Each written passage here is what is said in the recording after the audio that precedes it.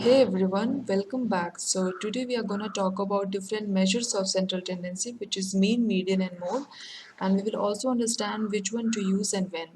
So before we start, let's have a quick overview of descriptive statistics, which consist of mainly three things. First is measure of central tendency, which we'll talk about in today's video, and the others two are measure of dispersion and the frequency distribution of our data, which we'll cover in our upcoming two videos. So let's go ahead and see a measure of central tendency. So what is central tendency? It's just a value depicting center of your data. And why is it important? Because it summarizes the complete data by a single value. And we already know the three common measures of central tendency, which is mean, median, and a mode. So let's go in detail. So the first is mean, which is a most stable measure of central tendency. Why? Because it computes arithmetic average of all the data points. It includes all the values as a part of the calculation. And mean is always susceptible to outliers. Outliers are values which are far away from rest of the data points. So here these marked blue data points are the extreme values. So now we'll see how these extreme values or the outliers affect mean. For example, I have considered employee wages. So here this 98K is an outlier, and if we compute mean, the first one gives 4 and the second one with outlier we get 19.6. It's here is an unexpected increase in mean. So what we notice is a single outlier can have a very bad impact on the mean. So in this example, we can say that the mean is not describing the central tendency of the data. So going forward, when to use mean? So very quickly, if the data consists no significant outliers or extreme values, and secondly, if the data distribution is not skewed like this. And now the median, which is middle element of an ordered data set, and it's not at all susceptible to outliers, obviously because it considers just the mid element of the data. So to compute a median, we need to sort the values to have an ordered data first. And if number of values is even, then we consider the average of the two mid values.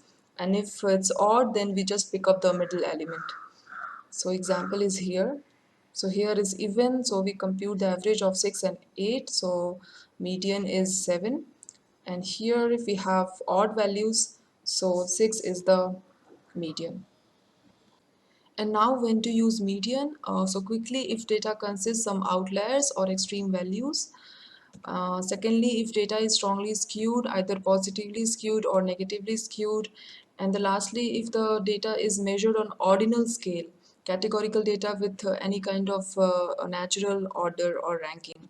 For example, stages of cancer, etc., etc. And the last is mode, which is most frequent value in any dataset.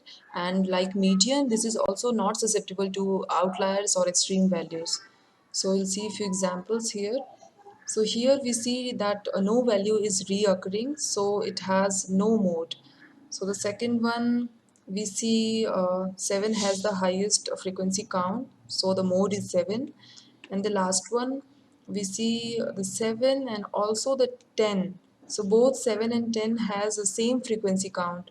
So this third example where we are getting two modes, this is an important point because this is the reason why we don't prefer to use mode as a central tendency for continuous data, because we get stuck like which mode describes the central tendency best. So keep this in mind. So based on the number of peaks in the frequency distribution, we call it unimodal, bimodal, or multimodal. So now when to use and when not to use. So firstly, for categorical data, obviously when we wish to know the most frequent category. And secondly, for continuous data, it's not always suitable. We just saw the reason because we may end up having two or more nodes, and will get stuck to decide which mode describes the central tendency best. And thirdly, if your data is strongly skewed, either positively or negatively. So here is an example of positively skewed data. So you can see the modal peak here is it's far away from the remaining data. So we cannot consider here mode as a best measure to decide the central tendency. So now the summary. So to find best measure of central tendency for a given data set, first you need to check if variable is categorical or continuous. If it's categorical, then check the measurement scale. If nominal, then go for mode. If ordinal, then we go for median. And for continuous, for numerical variable, either interval or the ratio scale, we check for outliers or the skewness. So if there is no outliers, we go for mean. If there is outliers, we go for median. And similarly for skewness also. So that's the way I go personally. So in short, I meant this based on the type of variable, you can choose best measure of central tendency. So in this video, it seems that's all. So stay tuned for more. See you soon. Thank you. Bye.